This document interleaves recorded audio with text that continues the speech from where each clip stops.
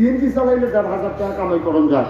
বাংলাদেশের অধিকাংশ রিক্সা সিএনজিও চালায় না, অটোও চালায় না, কোনো চাকরিও করে না, কোনো ব্যবসাও করে না।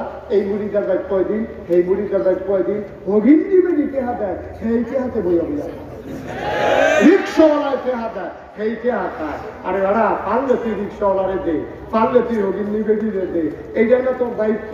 তুই যেহেতু পারো, এই থাকতে থাকতে এমন অভ্যাস হয়েছে, এই আটার উল্টায় না। এটাই জানি দৈরান্য উল্টে গেছি, যেমন বুঝছি উল্টে গেছি।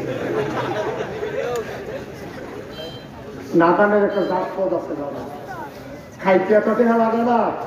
মুড়িদরে খালি কও দুনিয়া ছাড়ো, দুনিয়া ছাড়ো, দুনিয়া লইয়া ভাবো লইও না।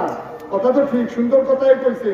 এবারে মুড়িদরে দুনিয়া ছাড়াইতেছে, আর এবারে খেত রাখতে রাখতে নিজের গেলাম হালাইয়া আরেক গেলাম মুড়িদ চালাইছে। দেখছে না তো আসেনি রে, এই হলো বাংলাদেশ।